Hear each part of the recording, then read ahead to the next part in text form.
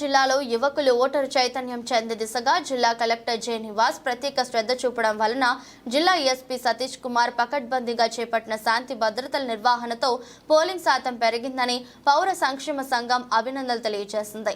కాకినాడ సిటీలో 72%, రూరల్లో 73%, జిల్లాలో 75% పోలింగ్ జరగడం అత్యంత అభినందనీయమన్నారు.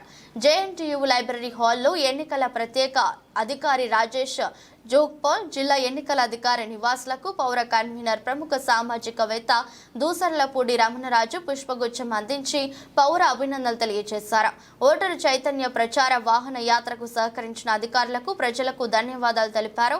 పౌర సంఘం చేపట్టిన కరపత్రాల పంపిణీ, స్వచ్ఛంద ఓటరు చైతన్య ప్రచార వాహన యాత్ర గురించి కలెక్టర్ నివాస్ ప్రత్యేక ఎన్నికల అధికారి జోగ్పాల్ కి వివరించి ప్రశంసించారు.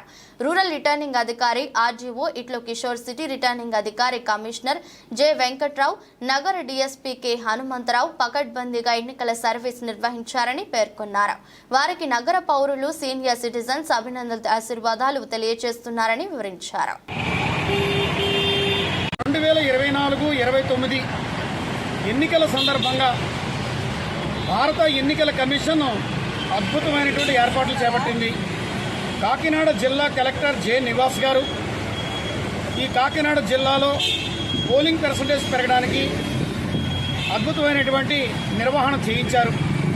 జిల్లా ఎస్పీ సతీష్ కుమార్ గారు శాంతి భద్రతల పర్యవేక్షణలో కింది స్థాయిలో సిబ్బంది అందరి చేత కూడా విధి నిర్వహణని బాధ్యతాయుతంగా నిర్వహణ చేయించారు.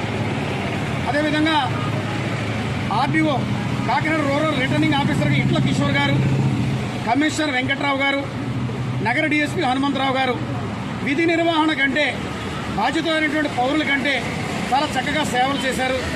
ఈ సందర్భంగా పౌర సంక్షేమ సంఘం వారిని ప్రత్యేకంగా అభినందిస్తూ, మరి జిల్లా ఎన్నికల పరిశీలకులుగా వచ్చేసినటువంటి రాజేష్ జోగ్పాల్ గారిని కలిసి అభినందనలు తెలియజేయడం జరిగింది.